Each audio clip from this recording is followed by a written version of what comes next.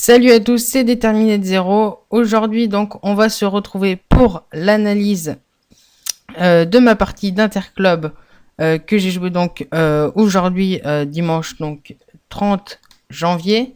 Donc, j'ai joué une partie donc dans la division N4, donc division des Interclubs adultes en N4. Donc là, c'était la ronde numéro 4. Et je joue avec les blancs contre Eman Kaïd. Donc on va voir tout de suite donc ma partie que j'ai joué contre lui. Donc vous voyez, pour l'instant moi je suis non classé et lui donc il était classé à 1120 Elo. Donc c'est parti, on va tout de suite analyser la partie. Donc je vais vous montrer tout de suite l'ouverture. Donc E4, E5, cavalier F3, cavalier C6, donc je vais jouer évidemment D4, une écossaise, donc l'ouverture que j'ai l'habitude de jouer. Et donc, déjà à ce moment-là, j'ai joué assez rapidement. Hein. Évidemment, l'ouverture c'est assez rapide à jouer. Et donc, à ce moment-là, bon, c'était aussi un adolescent comme moi contre qui joue, donc on avait tous les deux pas beaucoup d'expérience, je pense, en interclub. Et là, donc, il va me jouer le coup F6. Alors, F6, vous voyez directement erreur de la part des noirs. Donc, comme je vous l'explique, d'habitude, le coup principal, c'est pion prend, cavalier prend, et on enchaîne directement avec cavalier C5. On contre-attaque le centre en attaquant deux fois le cavalier. Ça, c'est la ligne principale, la ligne théorique. Et là, directement, donc, il va me jouer un coup qui est pas du tout théorique, F6. Donc, erreur, pourquoi? Parce que ça va laisser beaucoup de champ au blanc pour contrôler le centre. Donc, à ça, je vais lui répondre D5. Alors, le mieux, ça aurait été fou C4. On développe une pièce, on crée des menaces sur les cases blanches, parce qu'en fait, le gros problème de ce coup F6, c'est qu'on laisse une très très forte diagonale blanche pour mettre sa dame.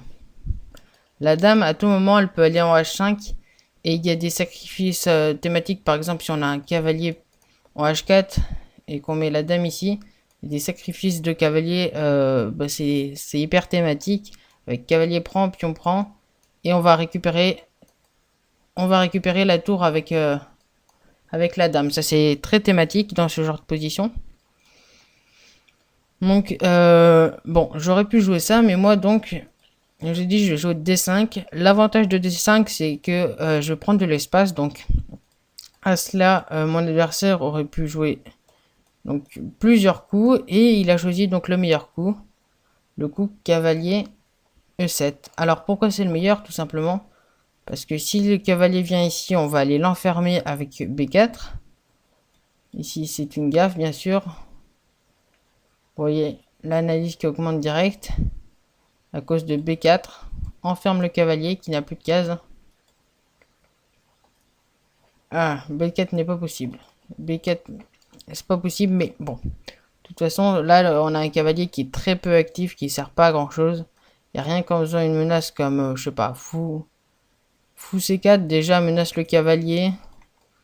Et ça va se développer. Bon, en tout cas, le cavalier à ce moment-là, à cet endroit-là, il sert pas à grand chose. Puisqu'il est complètement dominé par les pions. Donc vous voyez, fou D2. Et ça enferme le cavalier en fait. Donc, ça c'est pas possible. Aller ici, c'est pareil. Il va se heurter à C3 ou même à A3. Donc le cavalier qui vient là, il revient. Il se retrouve avec des pions doublés isolés. C'est pas du tout bon. Et enfin, revenir, c'est évidemment pas une possibilité pour lui parce que c'est très mauvais. Donc après ça, revenir, il a perdu un temps et c'est pas très bon pour lui. Donc, cavalier C3. Et là, donc, je me développe avec le fou. Bon, j'aurais pu aller directement faire C4 pour prendre beaucoup d'espace, mais j'ai préféré développer d'abord mon fou et mes pièces mineures. Donc là, il va avancer le pion, excellent coup. Je joue H3. Donc pourquoi H3? Tout simplement, il vient d'ouvrir la diagonale avec son fou. J'avais peur de me prendre un clouage qui est parfois désagréable dans ce type de position. Donc je vais jouer directement H3. Je préviens, donc coup de prophylaxie. je préviens la menace G4, donc la menace fou G4, en mettant mon pion. Donc là, il va jouer F5 pour essayer d'ouvrir le centre, et moi je joue cavalier C3. L'objectif de cavalier C3, c'est que sur pion prend prise, s'il joue son fou, bah, je vais tout simplement aller protéger par exemple avec la dame. Et j'ai pas trop de problèmes, je vais aller pouvoir roquer rapidement et c'est plutôt bon. Donc, à ça, donc après cavalier C3, il va renforcer cette case centrale en E4 en jouant le coup cavalier F6. Donc cavalier F6, bah ça m'a plutôt embêté parce que du coup, là, ça m'empêche de faire petit roc. Alors, l'ordi, je crois bien conseille petit roc. Mais bon, moi ça m'arrange pas trop parce que je perds le pion tout simplement. Je perds un pion central, le cavalier s'infiltre. Bon, ça me va pas trop. Hein. Puis, si je fais ça, enfin, il peut me prendre, le pion s'infiltre et j'aime pas du tout cette position. Alors certes, je peux jouer G5, mais bon, c'était pas quelque chose que j'ai trop aimé. Donc j'ai d'abord pris le pion. Donc là, c'est ce que l'ordi conseille. Donc bah après ça, donc faut prendre bien évidemment. Et bah maintenant je vais faire petit roc. Bien sûr, je joue ça. Donc là, l'ordi il conseille G4, mais le problème de G4, je trouvais que c'est que du coup, je serais obligé de faire grand roc parce qu'après G4, bien sûr, si elle revient, le petit roc n'est pas possible, hein, parce que le roi serait extrêmement faible. Vous voyez l'analyse qui descend d'un coup. Parce qu'on aurait un roi faible qui est facilement attaquable sur les cases noires, même s'il est plutôt bien protégé. Cette diagonale, elle serait assez dangereuse. Donc voilà, imprécision évidemment. Donc petit roc d'abord, et là il va jouer E4, donc deuxième erreur de la partie. Et bon, à ce moment-là, j'ai quand même pas mal réfléchi. Mais parce qu'à la base, je pensais à des coups comme cavalier G5 ou cavalier H4. Donc cavalier H4, l'idée c'est d'aller enfermer le fou. Donc ça c'est plutôt une bonne idée, mais le problème c'est que du coup, un coup que j'ai pas calculé, G6. Et si je prends, bah tout simplement il ramène le cavalier, et finalement c'est pas mauvais pour lui, même si là l'analyse dit que c'est totalement gagnant, je sais pas trop pourquoi.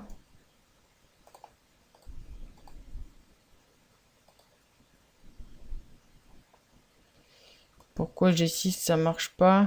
Bon, en tout cas G6 ça a pas l'air de marcher, mais en tout cas, je me disais ça, je me dis le fou revient et finalement mon cavalier, bah il se retrouve dans une position pas top parce qu'il peut, voilà, cavalier H4, l'ordi met une erreur parce que final après fou D7, mon cavalier il a plus de cases, il peut plus aller, il peut pas venir quoi. Il peut pas aller sur toutes les cases où il pourrait se déplacer. Donc à partir de ce moment-là, je me suis dit que c'était pas top. Finalement, j'ai un cavalier qui est totalement inactif. Donc je vais pas jouer ça. J'aurais pu jouer cavalier G5 avec l'idée de venir ici. Mais je me suis dit que du coup le fou protégé c'était pas forcément bon. Donc finalement j'ai trouvé le meilleur coup de l'ordi, cavalier D4. Alors l'idée de cavalier D4, bah, c'est que maintenant donc s'il revient ici, je vais jouer cavalier E4 et sur cavalier prend, pion prend et finalement un pion qui va être très très difficile à déloger parce que c'est un pion qui est passé. Donc c'est un pion passé, il pourra être arrêté que par des pièces majeures et donc vu qu'il est déjà protégé par mon fou, il faudrait deux pièces majeures ou des pièces mineures comme les cavaliers. Hein. Mais en tout cas, au minimum deux pièces mineures pour pouvoir l'attaquer. Donc, bah ça, c'est quelque chose qui m'arrangerait énormément si je réussissais à créer ce pion passé. Et donc, au final, il va jouer une imprécision, ça va être fou G6. Donc fou G6, pourquoi? Ça contrôle plus cette belle diagonale. Finalement, le fou, il reste enfermé derrière son pion. Alors, il pourrait sortir, mais il va se heurter à des G4. Donc, c'est pas vraiment bon. Donc là, évidemment, comme je vous l'ai dit, cavalier E6. Alors, excellent coup. Fou G5 était bien, mais je me suis dit, bah finalement, il te laisse la case pour le cavalier. Le cavalier, il est protégé 2 fois, il pourra pas être délogé par un pion parce que c'est une case où il n'y a plus de pions. Donc, une case extrêmement intéressante pour le cavalier. Et donc, à ça, il va jouer bien sûr dame C8 pour protéger sa dame. Et donc là, erreur à ne pas faire, c'est on se dit, bon, je prends le fou, je gagne le fou de case noire, c'est plutôt bon. Mais là, je crois pas que c'était le meilleur coup. Pourquoi? Bah, tout simplement parce que ce cavalier, il est très bien. Il est pas menacé, à part par la dame, mais de toute façon, la dame, même s'il était protégé juste par le pion, elle va jamais prendre le cavalier. Donc au final, mon cavalier, bah, je peux le laisser là, parce que il est très important à mon attaque. Il pourra créer encore plus de menaces par la suite. Donc autant le laisser ici. Et donc là, après dame C8, j'ai pas mal réfléchi. Et bah déjà, à partir de cavalier, donc à partir d'ici, donc à fou G6, donc moi il me reste 1 minute 10 et mon adversaire il a 1 minute 29. Donc il a déjà 19 minutes de plus que moi. Mais vous voyez que j'ai déjà une position qui est totalement gagnante. Hein. Plus 5, 17. Donc là, on voit que bah, j'ai un peu plus d'expérience. J'ai fait les championnats de Savoie en partie longue. Donc ça m'a apporté pas mal d'expérience au niveau du temps à réaliser dans les parties rapides. Essayer d'être un peu plus lent que des parties classiques. Enfin, dans les parties longues, et être un peu plus lent que dans les parties rapides ou des blitz.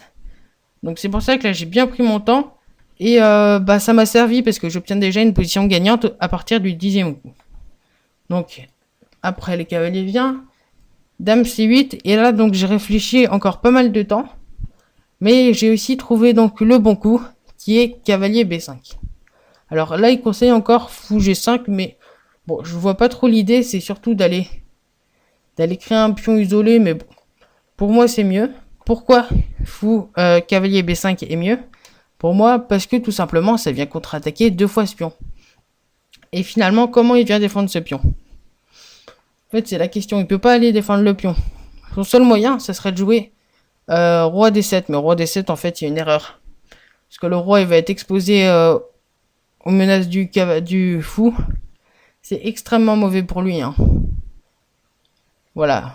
Ils disent que c'est un bon coup, mais c'est pas très bon. Ils conseillent plus cavalier F5.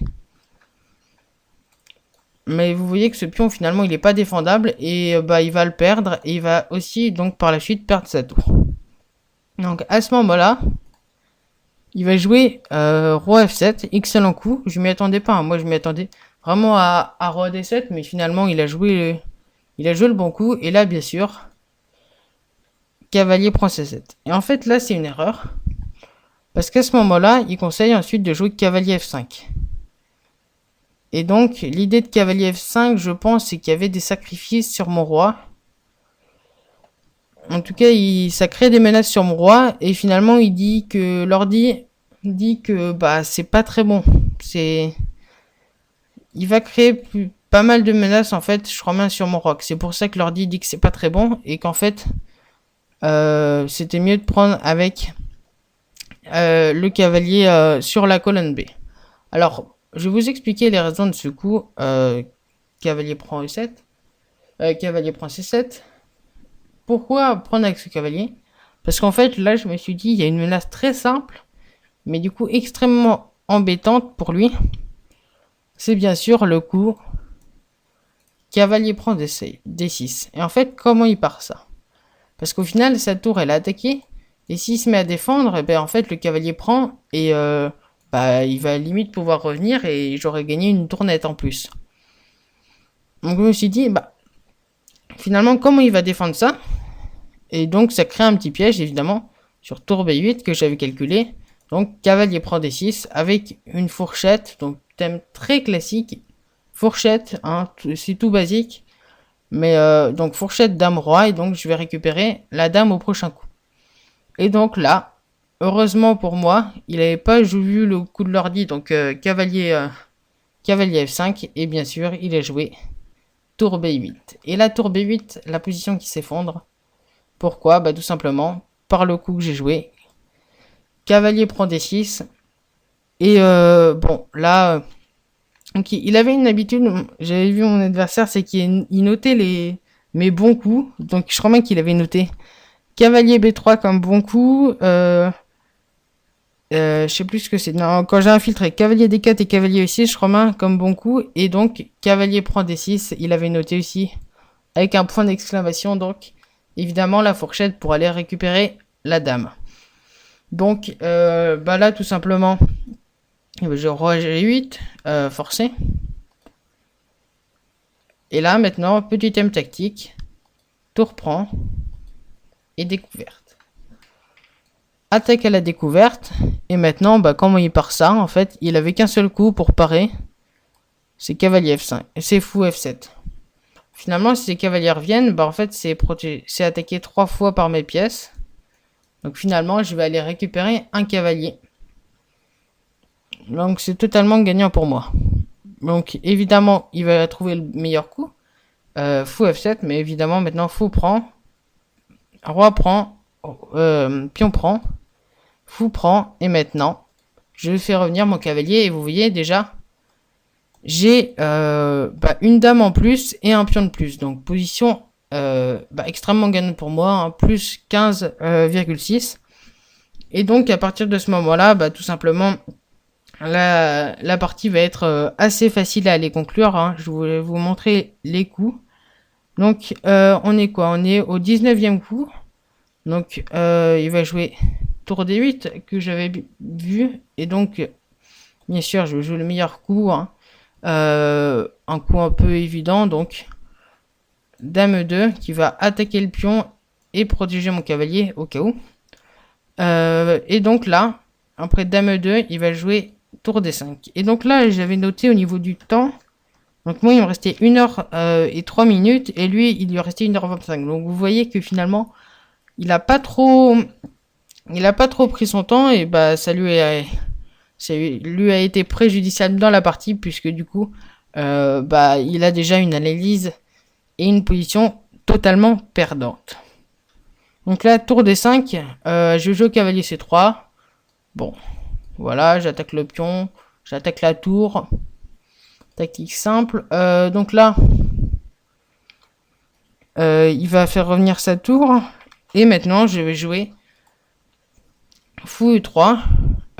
J'attaque la tour, je menace d'aller prendre le pion par la suite. Je menace de ramener également mon fou sur la grande diagonale. Donc bon, un bon coup. Il va faire revenir sa tour en C6. Je ramène ma tour ici pour éviter les venues de cavalier ou de tour. Je contrôle donc la colonne ouverte. Fou D6, donc excellent coup. Fou D4 maintenant. Alors l'idée de fou D4 c'est quoi? Attaquer le cavalier. Je l'avais vu un peu, enfin je l'avais pas vu tout de suite. Hein. Mon idée c'est surtout donc prise du cavalier, puis on prend ou roi prend, c'est la même chose. Et après dame prend. Mais en fait après ça j'avais un coup qui était bien meilleur. C'était fou prend, roi prend. Et donc non, pas maintenant, c'est ça. J'ai vu par la suite en fait après qu'il y avait une découverte. Donc si il va prendre avec le roi, je prendrai le fou. Mais là pour l'instant donc le fou est protégé par la tour. Et en fait j'ai vu ça après justement parce qu'il a bougé sa tour. En fait donc bouger sa tour c'est une erreur. Pourquoi? Parce qu'il autorise maintenant de prendre le cavalier. Cavalier et fou prend cavalier. Et maintenant il prend pas. Pourquoi il prend pas? Parce que imaginons un coup comme roi prend, finalement il y a tour prend. Et là l'analyse qui redevient encore plus gagnante pour moi. Parce que j'ai encore gagné du matériel. Hein. Je lui ai repris donc un cavalier en tout. Donc suite à ça, il va jouer dame D7. Donc excellent coup. Bien sûr, encore un modèle tactique. Fou E5. Bien sûr, sur fou prend. Maintenant, il y a tour prend. Sur échec. Donc il peut pas prendre le fou. Il ramène sa tour. Et maintenant, je vais jouer fou prend. Tour prend et cavalier prend E4. Donc là, l'idée, c'est que bah maintenant, je lui dis bah vas-y, échange les tours, moi ça me va. Hein. Si j'arrive à échanger les tours, je me retrouve avec une finale où j'ai un pion de plus, une dame de plus et un cavalier de plus. Donc même deux pions de plus. Donc c'est évidemment encore une position où qui est largement à mon avantage. Donc maintenant il va jouer tour 8 et encore une erreur de sa part. Pourquoi? Parce que maintenant il autorise cavalier prend D6 et maintenant j'attaque deux fois la tour sur échec. Donc il va faire partir son roi. Cavalier prend roi G6. Donc là moi il me restait 54 minutes et lui 1 minute 24. Donc le temps a pas beaucoup bougé. Hein. On l'a joué plutôt rapidement. Et maintenant, donc, je vais aller le mater assez rapidement. Hein, un mat efficace. Donc, dame e6. Roi G5. Tour F5. Et là, donc, abandon de mon adversaire. Puisque, bah, il y a mat imparable. Hein. Bien sûr, s'il fait roi F5, j'avais calculé dame E5 mat. Et s'il revenait, bon, j'avais pas calculé, hein, mais un coup, bah là, comme dame G4, donc maté. Donc voilà, il a abandonné assez logiquement, partie assez intéressante, où j'ai dominé donc durant toute la partie. J'ai pas été trop inquiété, alors c'est le coup F6, je connaissais pas très bien, mais je me suis dit que finalement, on me l'a jamais joué, et puis pourquoi on me l'a jamais joué? Bah tout simplement parce que ça doit être mauvais. Et j'ai réussi à analyser ça durant la partie, c'est que je me suis dit, finalement F6, ça affaiblit totalement la diagonale pour le roi, et bah c'est une très bonne analyse, puisque c'est vrai, c'est-à-dire que le roi finalement, il a une diagonale, il est sur une diagonale maintenant qui est extrêmement dangereuse pour lui. Je vais pouvoir créer plein de menaces en jouant par exemple dame H5, fou C4, et maintenant je crée énormément de menaces, notamment sur la case F7, qui est la case faible bien sûr, puisqu'elle est protégée juste par le roi. Donc voilà, analyse donc de ma première partie en interclub. Donc j'espère que vous avez aimé cette analyse. Peut-être que je referai des parties en interclub, donc je vous referai sûrement des analyses sur ces parties.